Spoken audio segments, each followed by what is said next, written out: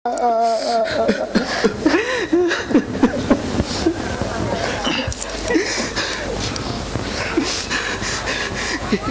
सब कुछ जानने के बाद भी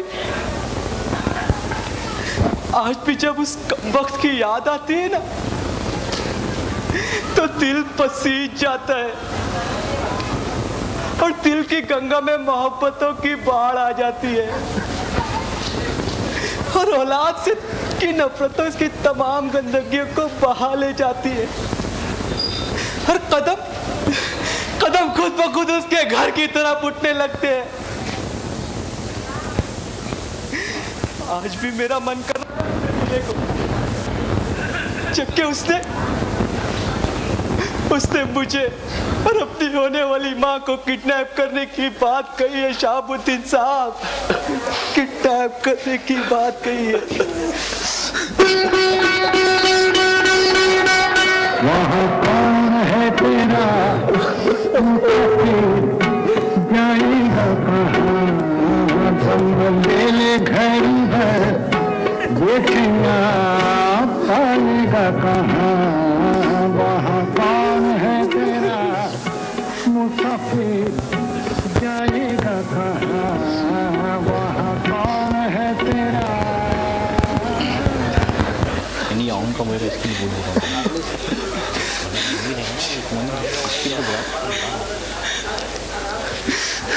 लंबू गिरता है ये बीच में गाड़ी बोले हट जाऊँ तोड़ दूंगा मैं आशियान को तोड़ दूंगा मैं फिर चल पड़ दूँगा लेकिन मैं तेरी तरफ देख लूँगा ऐसा खाली ऐसा रोता भी रहूँगा तेरी तरफ देखूँ समझ आएगा।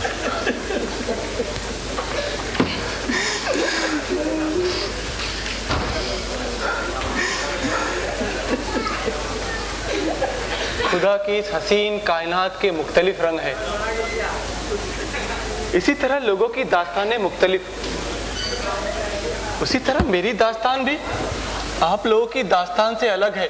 सही कह रहे हो शहाबुद्दीन साहब, बिल्कुल सही।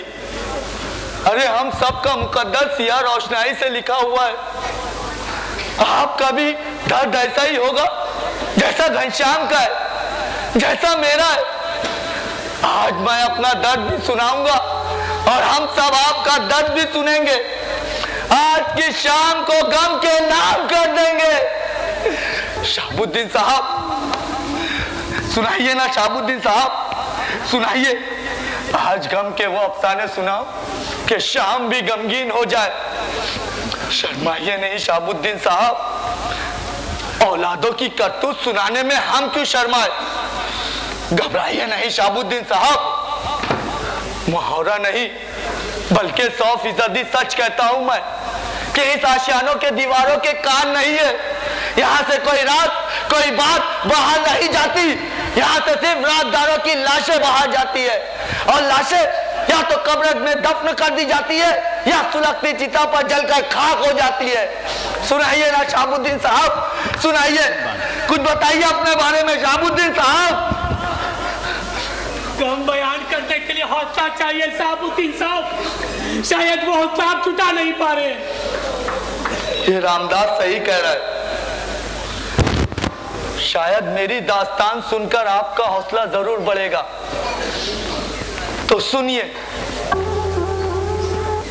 मुख्तलिफ टेस्टिंग से मुझे पता चलता कि लड़की की पैदाइश होगी तो मैं मेरी बीवी को अबॉर्शन के लिए मजबूर कर देता। उसके 3 अबॉर्शन करवाए मैंने। फिर बड़ी दुआओं और मन्नतों के बाद लड़का पैदा हुआ। बहुत खुश था मैं, हवाओं में उड़ रहा था। मुझे देखकर मेरी बीवी भी बहुत खुश थी। हम दोनों जान छिड़कते थे अपने बेटे पर। हर आरज़ू हर तमन्ना उसकी पूरी करने का हमने अहद किया था कि वो बड़ा होकर हमारा सहारा बनेगा। बस उसे जल्द से जल्द बड़ा देखने की हमें बड़ी जल्दी थी। उसे बड़ा देखने के लिए हम अपनी मुकद्दस हथेलियां उसके कदमों तले रख देते ताकि उसका कद ऊंचा लगने लगे। लेकिन कहीं जब उसका कद ऊंचा हो गया तो हमारे मुंह पर थूकने लगा वो। मेरा ही खून जिस्म बदलने के बाद नाफरमान हो गया। अरे क्या क्या ना किया हमने उसके लिए, लेकिन वो हमेशा अपनी हरकतों से हमें शर्मिंदा करता रहा। कारे, बंगला, कारोबार, जायदाद सबके सब उसके नाम कर दिया, लेकिन वो हमेशा हमें बुराई समझता रहा।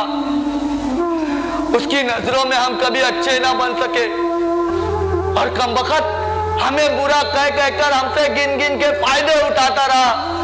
अरे जब हम बुरे ही थे तो हमसे फायदा भी नहीं उठाना चाहिए था ना।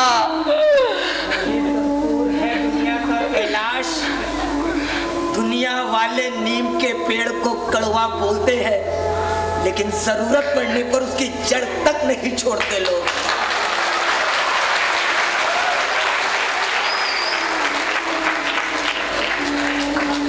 फिर हमने सोचा शादी बात सुधर जाएगा, लेकिन नहीं, मुसीबतें और बढ़ गई हमारी। घर के इस वहशतनाक माहौल ने मेरी बीवी को बीमार कर दिया। मैंने बेटे से कहा, बेटा तेरी माँ की हालत बहुत खराब है। डॉक्टरों ने जवाब दे दिया है, बेटा तेरी माँ का बचना मुश्किल है, उसके पैरों तले जन्नत है, उसकी खिदमत कर लो। वैसे भी उसने बहुत खिदमत की है तुम्हारी, तुम्हें किसी चीज की कमी नहीं होने दी। बताओ उसका जवाब क्या था? अरे मैं तो सोच भी नहीं सकता कि एक बेटा अपने बाप को इस तरह का जवाब दे सकता है। उसका जवाब सुनकर मुझे ऐसा लगा कि खुदा ने मुझे 3 लड़कियों के अबॉर्शन की सजा दुनिया में ही दे दी है।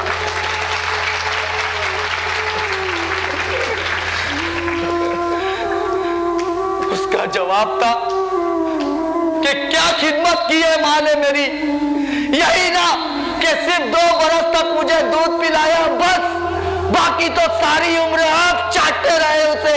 अब आप ही उसकी खिदमत कीजिए, अब आप ही उसकी खिदमत कीजिए।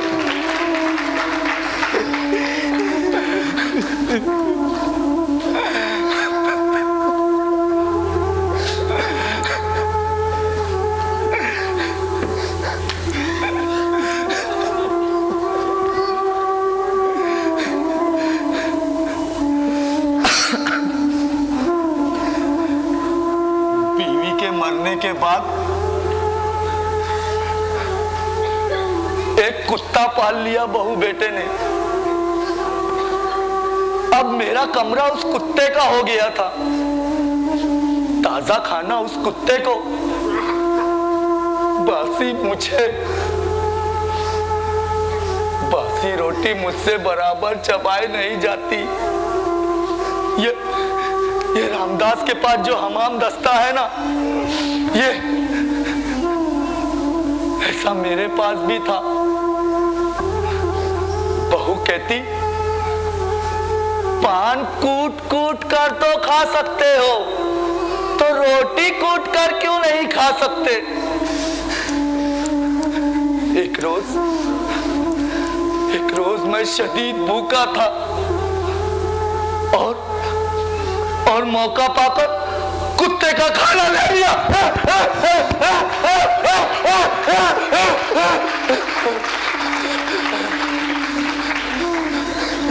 और अपना खाना कुत्ते को दे दिया। कुत्ता मेरा दर्द समझता था, जरा भी नहीं भौंका और नहीं कुछ किया। लेकिन शोमई, ये किस्मत, ये सारा अमल मेरी बहू ने देख लिया। मैं समझ गया कि आज इस घर में मेरा आखिरी दिन है। तो मेरे घर से बाहर निकलने से पहले मेरे कपड़ों की गट्टी दरवाजे के बाहर फेंक दी गई थी। मैं वो कपड़ों की गठरी उठाकर यहाँ वहां भटकने के बाद सीधा यहाँ चला आया, सीधा यहाँ चला आया।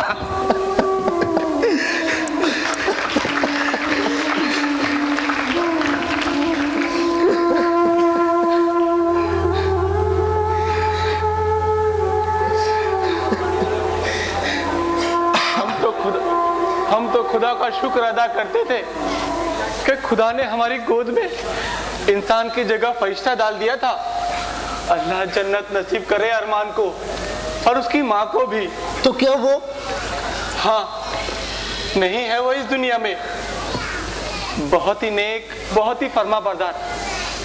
अतात और फर्मा बरदारी में तो वो फरिश्ता सिफत था।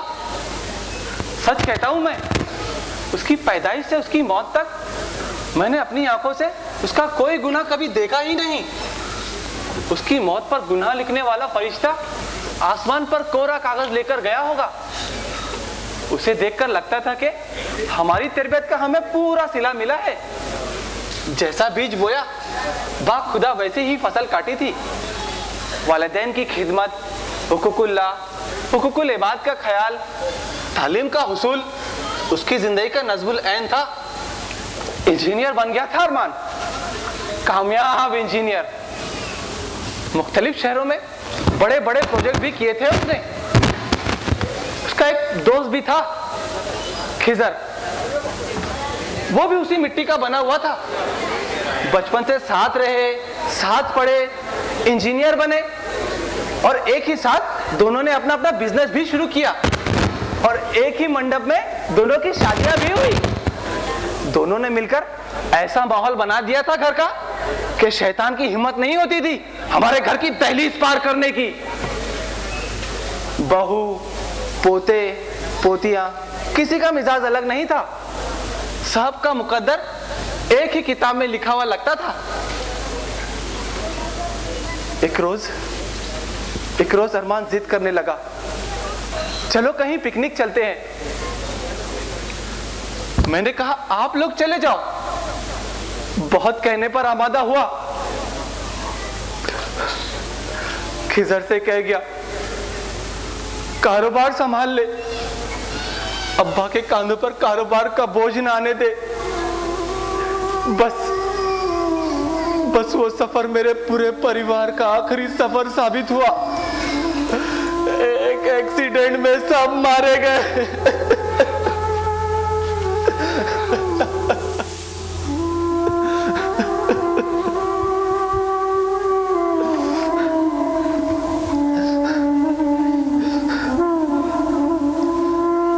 अरमान की मौत के बाद खिजर ने कभी मेरे बेटे की कमी महसूस नहीं होने दी। वो अरमान से भी ज्यादा सब चीजों का ख्याल रखने लगा। अपने कारोबार के साथ साथ मेरे और अरमान के कारोबार का ख्याल, मेरी देखभाल, अपनी बीवी, अपने बच्चों की जरूरत का ख्याल। मुझे ऐसा लगने लगा कि सारी दुनिया का बोझ उसके कंधों पर आ पड़ा हो। मुझे शर्मिंदगी होने लगी।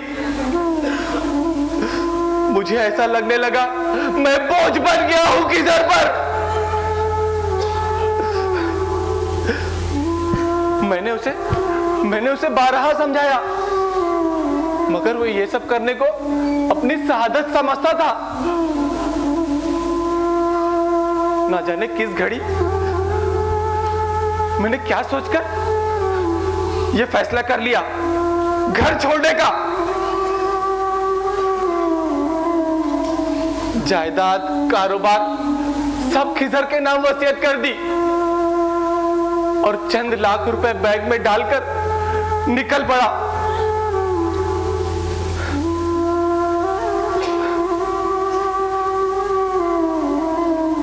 दस बरसों तक यहां वहां की खाक छानी, कारोबार शुरू किया, मगर दिल नहीं लगा।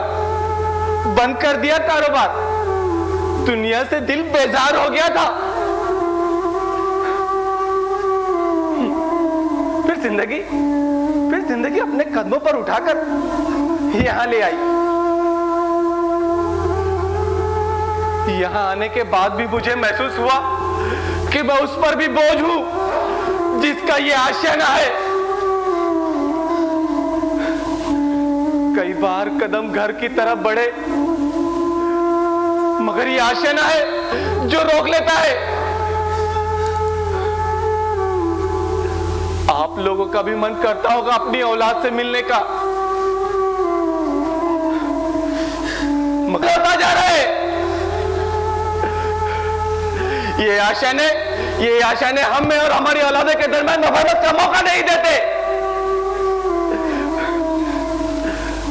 ना वो यहां आते हैं और ना हम वहां जाते हैं। इन आशियानों की वजह से वालिदैन और औलादों में दूरियां बढ़ रही है।